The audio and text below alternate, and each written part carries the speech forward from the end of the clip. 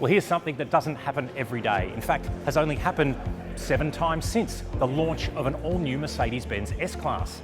The S-Class badge officially started in 1972 with the launch of the W116, followed by the 126, 140, 220, 221, 222, and the new car, the W223. Now, cars in Australia will arrive later this year. They are available in a long wheelbase like this one, as well as a regular wheelbase version. And we're starting with the S450, which is the 3-litre inline 6-cylinder mated to the 48-volt mild hybrid system. The new S-Class is bigger, it's longer, it's wider, but it's actually lighter thanks to more use of aluminium in its construction. But the biggest thing here is just how much more tech the W223 has got from its predecessor. To find out just what this looks like, let's take a look inside.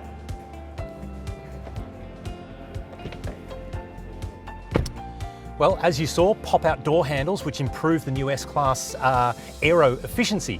Then inside, well, it's pretty hard not to see the technology. You've got a really large centre-mounted screen here, which replaces the ones up on the dash. It's running a whole new version of the MBUX operating system, which comes with even more configurability, interactivity, and of course, more of the Mercedes Me assistant functions that kind of learn the way that you drive the car. One of the most interesting parts of it, though, is the new instrument cluster, which again is a screen as we've seen in other Mercedes, but it's 3D. You look at it and you can actually see real depth.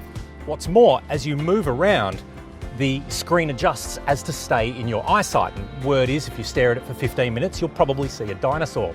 The other ways that the car is looking at you as well extend to some of the functionality of basic things like mirrors. So if you need to adjust the passenger side mirror, for example, the car knows you're looking at it, and all you need to do is use the mirror controls here and it will adjust that mirror. Look at this mirror and it will adjust those. You don't need to select which one it is. Pretty cool technology. However, an S-Class is not always about driving, it's about being driven. There's some pretty good innovations in the back, which is where many S-Class owners will choose to sit.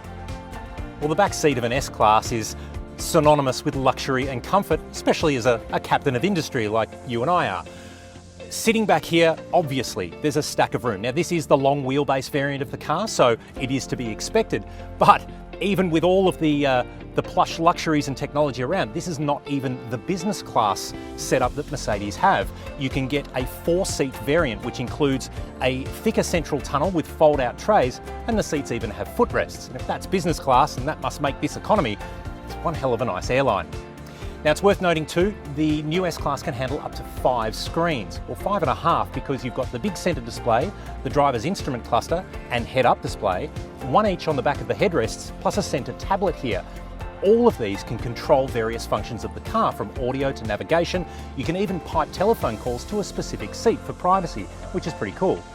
But perhaps the biggest innovation in the back of the S-Class, and maybe a way that Mercedes-Benz recognise that many buyers aren't necessarily drivers, is this car is the first in the world to receive rear seat airbags. Now, the screens fold out of the way when the airbags fire, so you don't hit yourself with that, but it's built into the back of the front seats here. The amount of engineering and development that went into these rear passenger airbags to obviously account for child seats, seat positions, the fact that you may be working back here is pretty impressive.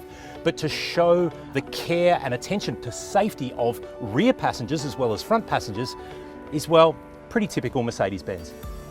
Now, just to show you, the rear of the car is still quite handsome as well. You've got these really cool chandelier style taillights on the new S-Class, and I think in terms of design and fitting into its shape, it is, again, as expected, a very, very handsome and attractive machine.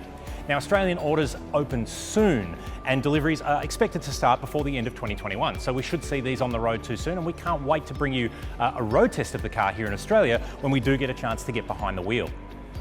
Now, if there's anything more you would like to learn about the all-new Mercedes-Benz S-Class or Mercedes-Benz in general, head on over to CarAdvice.com to read about not only this car, but some interesting history and facts about the S-Class as well.